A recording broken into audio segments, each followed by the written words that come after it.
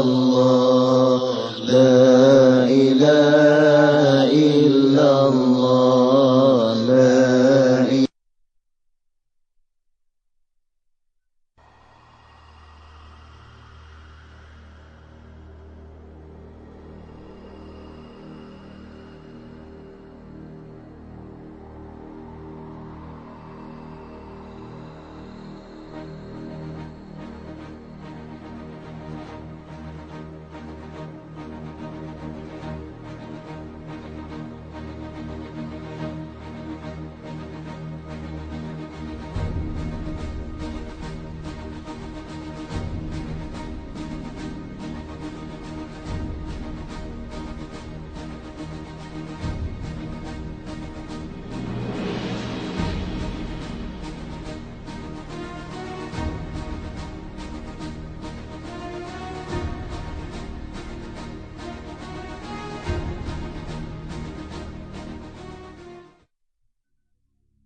This recording was rediscovered by Sheikh Ahmed Deedat in 2004 while he was bedridden, paralyzed and unable to talk.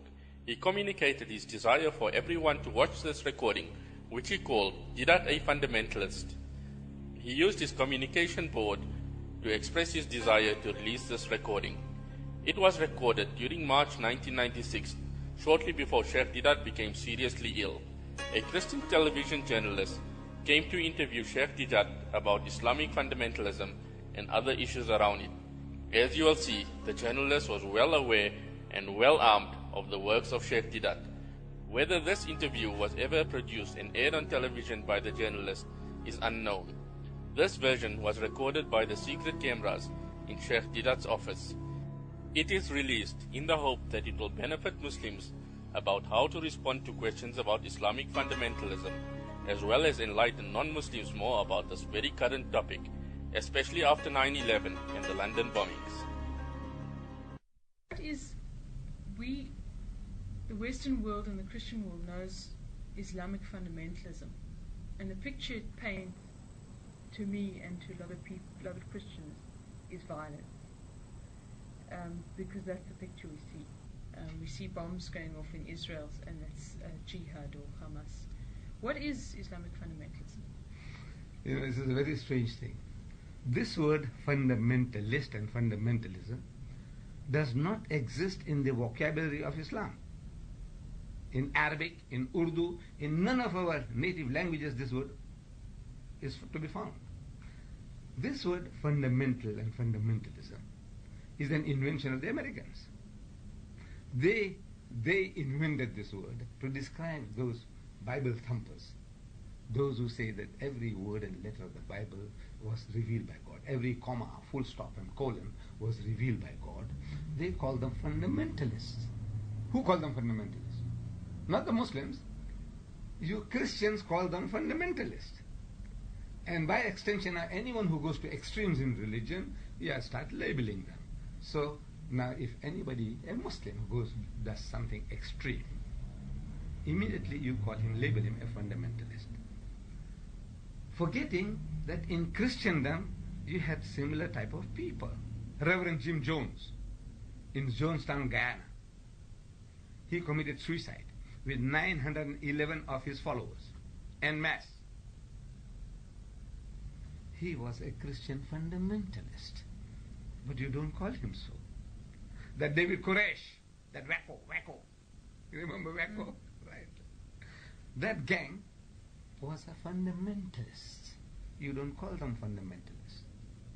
These pro-lifers in America were bombing hospitals where they do abortion and killing people. They are fundamentalists, but you don't call them fundamentalists. I want to know why. A fellow by the name of Ferguson, an Afro-American, on the New York Express at 5:33, he went and shot down people.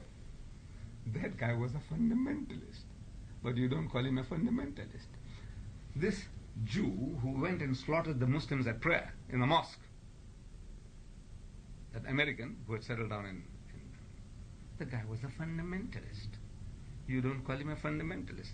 The guy who shot Rabin is a fundamentalist, but you don't call him fundamentalist. How is it that you only seem to be applying this on Muslims? You got double standards.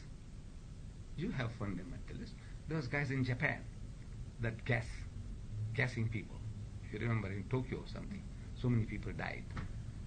Those guys are fundamentalists. But you don't call them fundamentalists. It's only a Muslim becomes a fundamentalist. I want to know why. As you have extremes among Christians and Hindus and Jews and Shintos, Japanese, you also have extremists among the Muslims. But now this label is uncalled for. Would you consider yourself an extremist if you're going to put that label on it? I would say I accept the fundamentals of my faith. I believe in them and I live by them. For example, Islam forbids me the touching of alcohol. So I say, right, we won't touch it. So no eating of the flesh of swine. I says, I won't touch it. No eating of blood. I says, I won't touch it. It says no gambling. I says, no gambling. No promiscuousness. No dancing with other people's wives and daughters. I said, I won't do that. Pray 5 times a day. I said, I will try and do that. Fast for 1 whole month.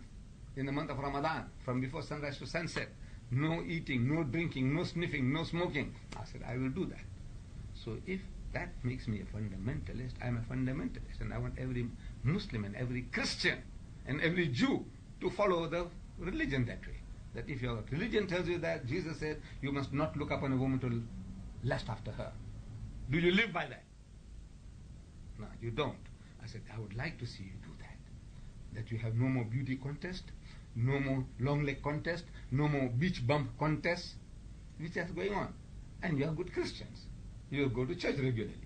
So I said, no, I want you to be a fundamentalist in that respect. In the teachings of Christ, follow it to the letter. Teaching of the Bible, follow it to the letter. The Muslim, so follow the Quran to the letter. In spirit and in form. So now, if that is called fundamentalism, then I think all good religious people of every church and denomination will be a fundamentalist. And you have an exceptional type of people in America. I read a book by Billy Graham, How to be Born Again. And in that he says there are 75 million born-again Christians in America. They are all fundamentalists. Accepted. As such, I am a fundamentalist. But I don't believe in throwing stones or grenades at people if they don't agree with me. I'm prepared to talk to them, reason with you. As my sister, you see, this is where, you have misunderstood this, and you argue and debate, you try to put me right. I said, that's all valid. That I'm prepared to do, to talk to people, to Hindus, to Christians, to Jews, to the atheists, the agnostic. I want to talk to them all, trying to bring them to God, God's ways. And if you call me fundamentalist, I'll be proud. That makes me a fundamentalist. But I don't believe in killing people. So, I'd like to, you say that you don't believe in throwing stones or bombs, yet the groups that the West has called fundamentalist Islamic groups, as well as the Jewish fundamentalist groups, are killing each other in Palestine and Israel. They are bombing people, they are killing innocent people. True. And on page 72 of your book, you say, the gun is not the answer. Put down your sword, all they that take up the sword will perish by the sword. And yet, further on in your book, you're saying 300 years of slavery and hammering has turned the Afro-American Muslims into one of the most militant Muslim communities in the world. Arm him, help him to Islamize America before Armageddon overtakes America. Right. So it appears to me that in the same book you are saying we should not live by the sword, but then we must arm ourselves. No, not arm yourself with knowledge. You see, you say arm him with what? With grenades, with guns? I says no. With the same, you're saying the militancy. The intellect. Once you give that person something to talk about, like the born-again Christian, is coming in knocking at our doors. He's armed with certain type of specialized knowledge. Christ died for your sins. Jesus said, I and my Father are one. Jesus said, he that has seen me has seen the Father. So he's armed with that, and with that he's coming along.